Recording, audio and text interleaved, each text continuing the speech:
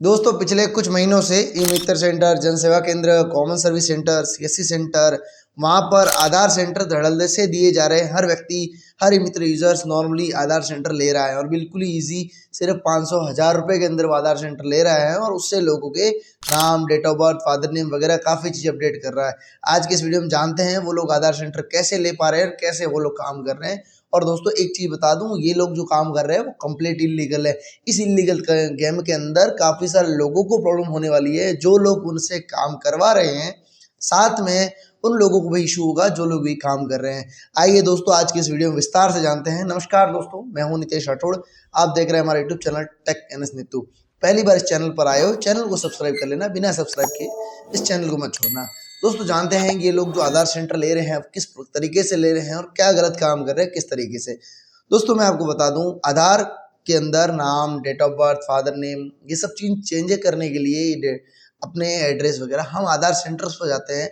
और सेंटर पर नहीं जाते तो हमारे पास एक ऑप्शन और रहता है, अगर हमें हमारा एड्रेस और फादर नेम चेंज करना है तो हम घर बैठे ऑनलाइन कर सकते हो। यहाँ तक तो बात फिर भी सही है।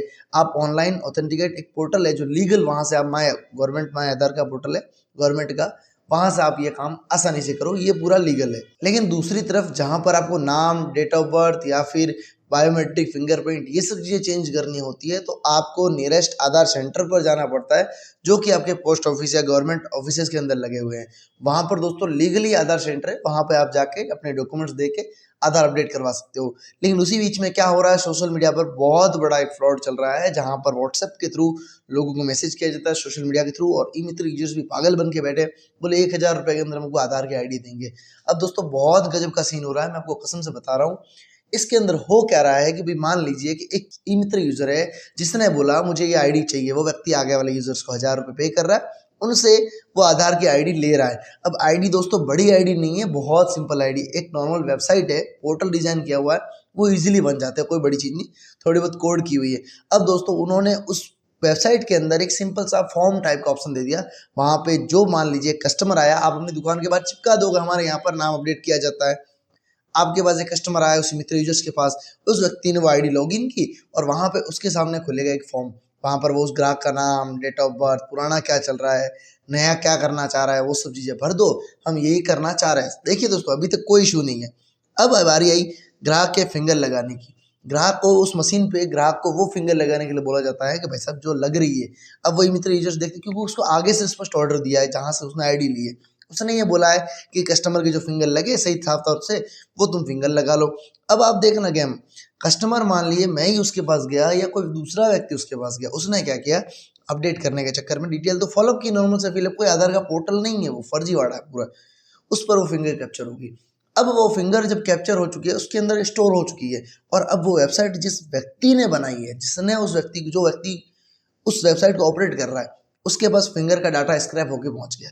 अब चाहे वो उससे काम करे, आप उसमें कुछ भी नहीं कर सकते, वो हमेशा के लिए आपका डाटा चला गया। आप गलती, एक छोटी सी गलती, ई मित्र यूजर को लग रहा है मैं तो सही काम कर रहा हूँ, ये तो यहाँ से अपडेट हो जाएगा, उसको इतना नहीं नॉलेज रहता है कि वेबसाइट्स के बारे में कैसा क्या होता है। एक फेक वेबसाइट का पोर्टल बना के फॉर्म की डिटेल डाल के फिंगरप्रिंट के ऑप्शन लिए जाते हैं वहाँ से, और कस्टमर्स लोग वहाँ फिंगर लगाते हैं, और वो फिंगर अभी मित्र यूजर्स के पास चला गया।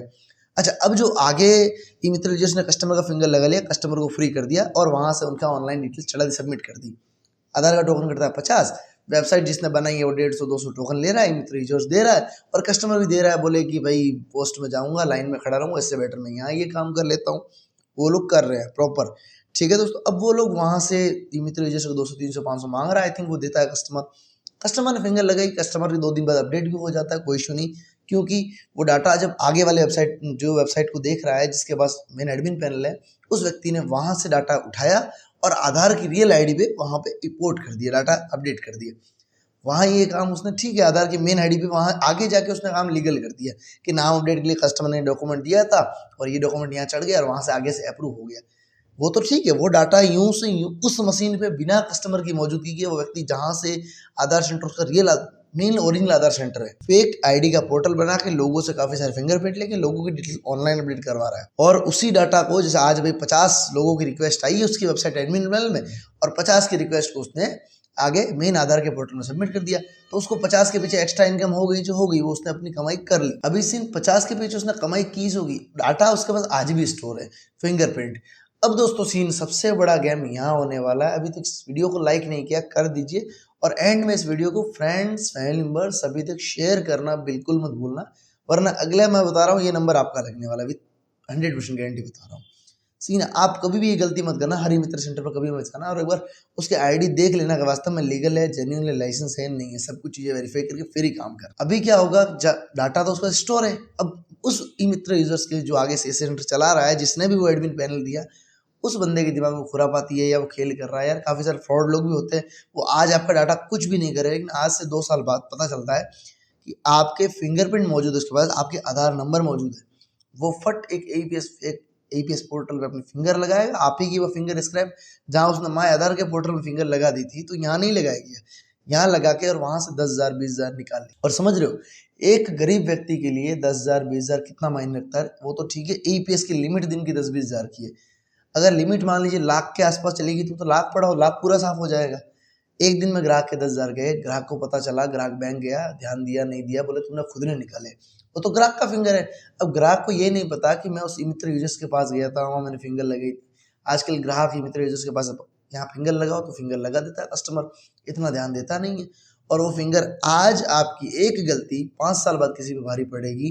तो दोस्तों प्लीज़, अगर आप एक ई मित्र यूजर हो, जनसेवा केंद्र वाले हो, तो ये काम कभी मत करो, ये आईडी लेना बिल्कुल बंद करो, क्योंकि आज आपका धंधा चल जाएगा, 50 की जगह 200 ले लोगे, 500 ले लोगे, जो भी आप आई थिंक ले सकते हो, वो आपका डिपेंड करता है, मैं बात नहीं कर रहा हूँ उस बारे में। लेकिन वो जो डाटा आप कस्टमर का दे रहे हो, जो सौदेबाजी कर रहे हो, आप सौदागर कर रहे हो, वो उसके फिंगरप्रिंट आने वाले समय में उस व्यक्ति के पास स्टोर रहेंगे जो फ्रॉड करना चाहता है। वो उन फिंगरप्रिंट से 10,000 20,000 निकालेगा, समझो कितने लोगों खातों से पैसे निकालेगा। और आज ये फ्रॉड बहुत लोगों के साथ हो रहा है, बहुतों के खातों से डेली फिंगरप्रिंट की बेस पे पैसा लिया जा रहा है। गवर्नमेंट कहती है, बैंक कहती है ओटीपी नहीं देना, सीवीवी नहीं देना, लेकिन भाई साहब फिंगरप्रिंट नहीं देना, ये तो कहाँ बोला है। और ये बोलोगे तो कस्टमर अब कहाँ कहाँ जाके फिंगर नहीं दे, हर चीज़ें आजकल फिंगर पूरी ऑथेंटिकेट कहीं करना है, मित्र पोर्टल लॉग इन करना है, फिंगर लगाओ, सारी चीज़ें फिंगर लगाओ। ठीक है, मित्र यूजर्स को पता है कि मैं यहाँ फिंगर नहीं लगाऊँ, मेरा मित्र पोर्टल है, मुझे कहाँ लगानी है। लेकिन आम पब्लिक जो खेत में किसान है, काम करने वाला, वो जनसेवा केंद्र, ये छोटी मोटी किराने की दुकान जहाँ पर आधार कार्ड से पैसे निकालने की सुविधा है, वो व्यक्ति वहाँ जाता है, भैया मुझे पैसे निकालने हैं। उसको थोड़ी पता है कि उसको तो 200-500 बेचारे को निकालने हैं, कोई वृद्धजन पेंशन आई है, किसी बूढ़ी महिला की पेंशन आई है, लेकिन नहीं, फ्रॉड करने वाला है वो तो एक व्यक्ति के खाते से 10,000 निकाल दिए, दिन में 10 लोगों से फ्रॉड कर दिया, 10,000 चल 1 लाख रुपये निकल गए इजीली। अब समझ रहे हो, वो डाटा आज आप स्टोर कर रहे हो, उसने एक एडमिन पैनल आज बनाया, उसने पता नहीं पूरे भारत के अंदर कितनी जगहों को आइडिया पोर्टल के आइडिया बांट रहा है, वो 1,000 रुपये के अंदर वो ले रहा है, आधार अपडेट करने के पैसे खा रहा है, जो खा रहा है। कल उठ के उसके बाद दिमाग में खुरापती आया, तो वो समझ लो जितने हजारों लाखों लोगों का डाटा है, उस डाटा को स्क्रैप करके वो लोग उससे बिजनेस करेंगे। तो ये एक बहुत बड़ा माया जाल है। आई थिंक आपने ये आईडी नहीं ली होगी, लेकिन अगर आपने ली है तो I request to you, please इस आईडी को ऐसा को बिल्कुल बंद कर दीजिए। मार्केट में आप चाहिए तो गूगल पे सर्च कर लीजिए कि फेक आधार प्रिंट पोर्टल, फेक आधार अपडेट पोर्टल, बहुत सारे पोर्टल से, खैर इतना इजीली मिलते नहीं है, लेकिन मैंने काफ़ी रिसर्च की तो कुछ यूआरएल्स मुझे भी दिखे। खैर मैं उसको डिस्क्रिप्शन नहीं डालूंगा, नहीं तो आप लोग भी कहीं ना कहीं जाके उस पोर्टल की लिंक से उस पोर्टल को आई थिंक लोग बाय करोगे, तो मैं वहाँ पर यूआरएल बिल्कुल नहीं डाल रहा हूँ, ये आप निश्चित रहिएगा। लेकिन आप चाहो तो रिसर्च कर सकते हो अपने स्तर पर, और वास्तव में ये बहुत बड़ा फ्रॉड है। Please I request to you, ऐसा काम बिल्कुल मत करिए। आधार का ऐसा काम बिल्कुल मत करिए। आधार का ये जो 50 रुपये का चार्ज है, उनको आधार सेंटर भेज दीजिए, वहाँ से अपडेट हो जाएगा।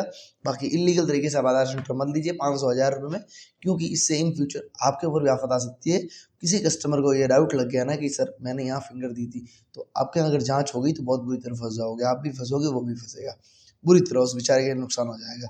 तो please I request to you, हर जगह अपनी फिंगर बिल्कुल ना लगाए। और एक और ऑप्शन दोस्तों, अगर आपने फिंगर लगाते हो तो अपनी फिंगर को बायोमेट्रिक लॉक करके रखिए, जब आपको ज़रूरत हो तब आप अनलॉक कीजिए। और अगर आप बड़े बुजुर्ग माता पिता हो वगैरह, बुजुर्ग लोग हो, तो अपने बच्चों को बोल दो भाई इसमें अंगूठा है ना जो लॉक कर दे, ताकि मेरे कभी दिक्कत ना आए। तो जब ज़रूरत हो तो बच्चे को या किसी पढ़े लिखे व्यक्ति को साथ में रखो, वो फिंगर अनलॉक करेगा फिर 15 मिनट के लिए, और वो किसी को पता नहीं चलेगा उस 15 मिनट के दौरान। 15 मिनट के लिए अनलॉक करेगा और वापस वो बायोमेट्रिक फिर अनलॉक हो जाएगी। मान लीजिए आपको पैसे निकालने हैं, बूढ़े बुजुर्ग बच्चे को बोलो बच्चा अनलॉक कर, वो अनलॉक करे, आप फिंगर लगा दो, फिर वापस वो 15 मिनट में ऑटोमेटिक लॉक हो जाएगी। ये सब चीज़ें कैसे करनी है, इसके लिए दोस्तों मैंने वीडियो बना रखा है, डिस्क्रिप्शन में लिंक दे दूंगा, आप उसको जाके आराम से देख सकते हो। तो दोस्तों ये था प्रोसेस सिंपल से कि इन फेक प्रोडक्ट को यूज़ बिल्कुल भी ना करें। वीडियो आपको कैसी लगी, वीडियो आपको इन्फॉर्मेटिव लगी हो, वीडियो को लाइक करना, इस चैनल को जरूर सब्सक्राइब करना और कोई भी मन में सवाल सुझाव हो, डाउट हो तो बेझिझक नीचे कमेंट में आप हमसे पूछ सकते हो। चलिए दोस्तों, मैं मिलता हूँ आपसे हमारी अगली वीडियो में। तब तक बने रहे हमारे इस चैनल टेक करें सिद्धू पर और दबा के सब्सक्राइब कर दीजिए। चलिए, जय हिंद, वंदे मातरम दोस्तों।